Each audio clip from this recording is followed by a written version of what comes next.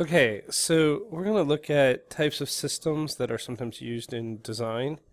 These are all types of drive systems. The first one we're going to look at is an electrical drive. And an electrical drive usually uses a motor. Sometimes it uses a device that's called a servo. Basically, these are devices that use electromagnetism.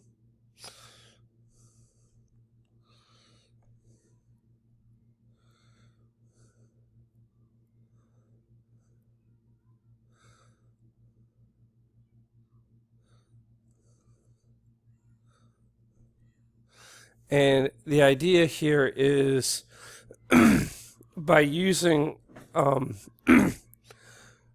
electricity, the movement of an electron, usually through some sort of copper coil, usually multiple copper coils. We have some sort of usually iron bar in the middle, and we can use that electricity almost backwards to the way a dynamo works to turn that iron bar. That gets us an option to do motion, and that motion is something that we can use to drive a system. So by using the idea of electricity going through coils near a bar, and the electromagnetism created by that, we can actually turn that bar, and that bar will ultimately be able to use to drive a system. So that's one way, one type of system that we use to create motion in a design. So electric cars run on this concept. Things like a power drill or a Dremel tool would run on a concept like this. So there you go. Let's look at a second one. Okay, the second system we're going to talk about here is a mechanical drive. And this will use usually either some sort of chemical reaction, like an explosion or burning or heating of some sort, or also you can use some sort of elastic containment of energy and use this to move a mechanical part. So, like if you look at a car uses a chemical explosion from gasoline or petroleum. That explosion drives a piston, and that piston through a camshaft causes the motion in a car. So that's an example of a chemical mechanical drive. Something like diesel fuel also does a similar thing. Steam driven is a similar idea, right? You're using a chemical reaction to create heat. You're using heat to heat water. The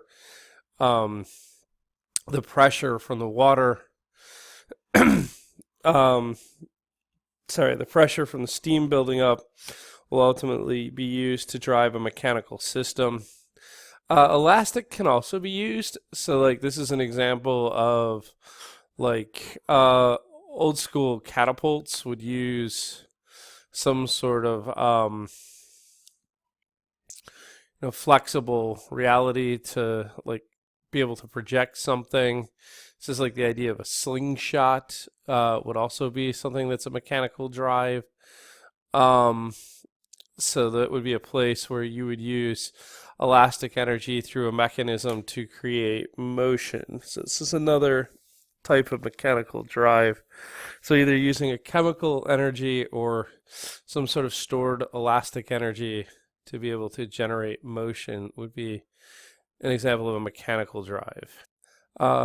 Another common way to do driving is, or to drive a system would be through something that's called hydraulics. So a hydraulic drive.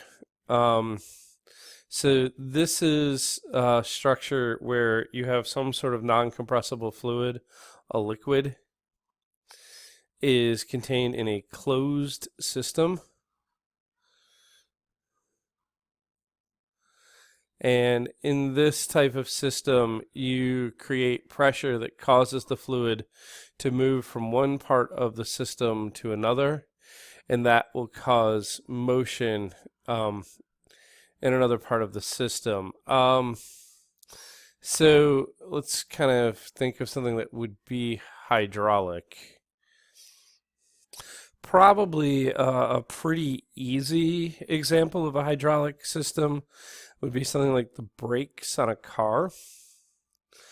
When you push down on the brake pedal, you cause the brake fluid to be compressed, and that brake fluid is in a closed system, so it forces the fluid through that system and into a caliper, and it causes that caliper to close around a disc, and that's what actually stops your car. So when you push down on the brakes, you have a fluid transfer from the brake pedal to the calipers, which actually stops the wheel on the car.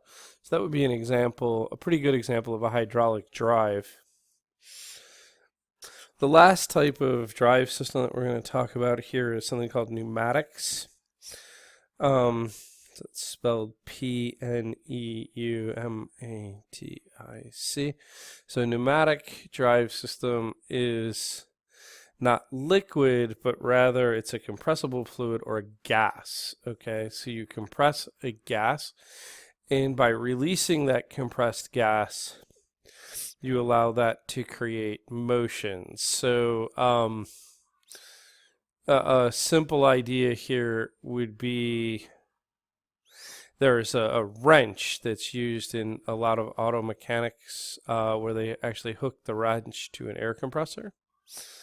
So to compressed air, and they force air out into that wrench, and that turns a kind of a sprocket in the wrench. The air pushes against teeth and turns that, and it actually allows them to turn bolts.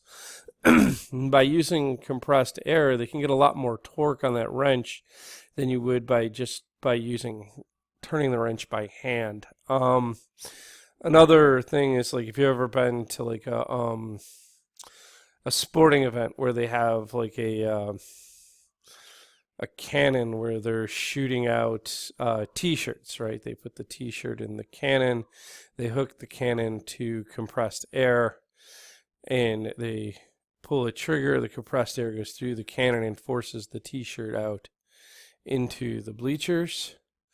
Nerf guns, like a Nerf gun that has a Nerf dart, that's an example of a pneumatic drive. You pump the gun, you push the trigger, it pushes air against the dart, and the dart shoots out. And so that would also be an example of a pneumatic drive. So we have an electrical drive that's using an electrical current to turn a motor. We have a mechanical drive that's either using a chemical reaction or some sort of stored elastic energy in order to move parts within a system. You have a